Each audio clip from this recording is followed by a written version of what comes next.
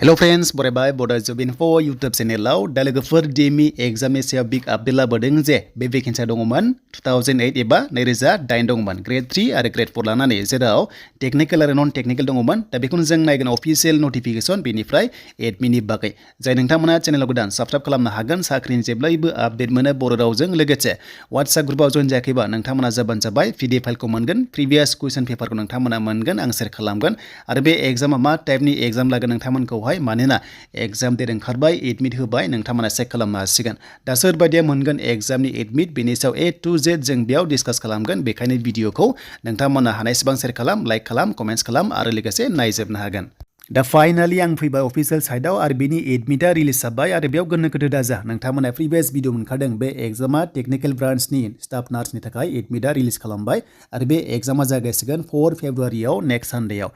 and बेनिफ्राय नोंथांमोननि Gr.3 नन टेक्निकल ओके Gr.3 नन टेक्निकल बेनिफ्राय Gr.4 पस्टनि एग्जामाबो फेब्रुवारियाव जागोन माने DHS DMEआ फेब्रुवारि दानाव एग्जाम कन्डाक्ट खालामो आरो लोगोफोर बे एग्जामा मिथिखागौ जे नोंथांमोना जायफ्रा गोदान आरो मिथिया नोंथांमोना मिथिदो कम्बाइन एग्जाम जायो हमना ला DMEनि आन्डाराव 6टा मेडिकेल कलेजेस दङ एबा DHSनि आन्डारावहाय माखासे हस्पिटाल थायो स' बै गासैखौबो लानानै मोनसेल' एग्जाम जायो बेखौनो बुंगोन कम्बाइन एग्जाम आरो बेनिफ्राय काट अफ लानानै स्किल टेस्ट नोंथांमोनखौ लागोन एबा अरेल टेस्ट नोंथांमोनखौहाय लागोन स' नोंथांमोना बेबायदि सिस्टेमाव थांगोन Gr.4आव अरेल टेस्ट जागोन एन्ड Gr.3आव नोंथांमोना स्किल टेस्ट नोंथांमोनखौहाय लानाय जागोन देन दानिया फैबाय एग्जाम स' एग्जामा नोंथांमोना इंलिसजोंहाय होनांगोन स' नोंथांमोना इंलिसजोंहाय एग्जामखौ होनांगोन अके Gr.3आनो जा Gr.4आनो जा बर'जों थानाय नङा एन्ड बेनिफ्राय फैबाय एग्जामनि मार्क्सआ नोंथांमोना 100 मार्क्स अके एन्ड बेनिफ्राय नोंथांमोना नेगेटिभ बेयाव मार्क्स गैया अके नेगेटिभ गैया गोसोबादि आनजाद होनो हायो नोंथांमोना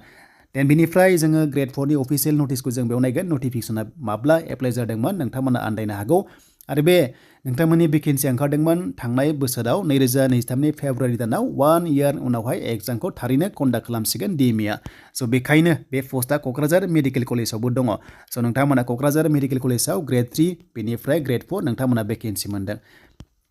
दा बेनि सेलेरियाबो जोबोर मोजां Gr.4आवबो नाथाय एग्जाम डेटआ नोंथांमोना ओंखारथ'वाखै Gr.4आव आरो लोगोसे नन टेक्निकलाव ओंखारथ'वाखै नाथाय फेब्रुवारियाव नोंथांमोननि आनजादा जागोन बेनो जाबाय कम्बाइन एग्जाम अके कम्बाइन एग्जाम जागोन दानिया फैबाय Gr.4आवहाय इसेबां गोजौ काट अफ थांनायबो नंला मानोना एबारनिया चेन्ज जाबाय क्वालिफिकेसना बेनो जाबाय क्लास 8 पासनिफ्राय HS पासआल' बे पस्टआव इलिजिबल जागोन डिग्रि पासआ बेयाव इलिजिबल जाला मानोना मेक्सिमाम बेयाव बुंखादों HS लेभेलसिमल' बे पस्टआव इलिजिबल जादों स' थांनाय बाराव Gr.4आवबो डिग्रि पासफोरा साख्रि मोनो बेखायनो काट अफआ जोबोर गोजौ थांदोंमोन 90 प्लास थांदोंमोन Gr.4आव अके देन बेनिफ्राय देग्लाय काट अफआ बेसेबां थांगोन नोंथांमोनजोंहाय एनालाइज खालामसै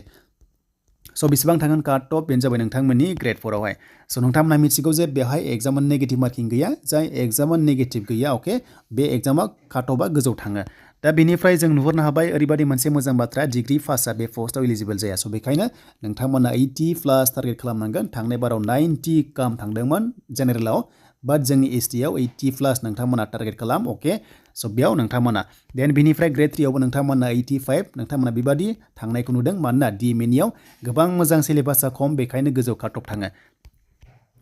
स' दानो फैबाय नोंथांमोननि सिलेबास दा बे सिलेबासा नोंथांमोना फार्स्ट साबजेक्टआ नोंथांमोना मिथिनांगोन बेनो जाबाय इंलिस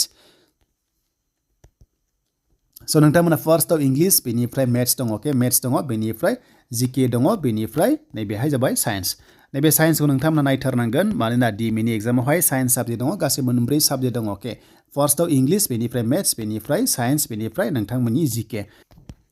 दा बेखायनो नोंथांमोना जायफ्रा सिलेबासखौ फल' खालामाखै दानिफ्रायनो सिलेबास फल' खालामदो आरो एग्जाम होनोबा स' नोंथांमोननि एग्जामा फेब्रुवारि दाननि सानडेआव नोंथांमोना एनालाइज खालामबानो जाबाय सानडेआव एग्जाम कन्डाक्ट जागोन फेब्रुवारि दानाव एन्ड बेनिफ्राय हमना ला नोंथांमोननि मार्चनिफ्राय इलेक्सननि बारहावा नांसिगोन आरो मेयावहाय आसाम पुलिसनि रिलि एन्ड बेनिफ्राय जुनाव ADREनि एग्जाम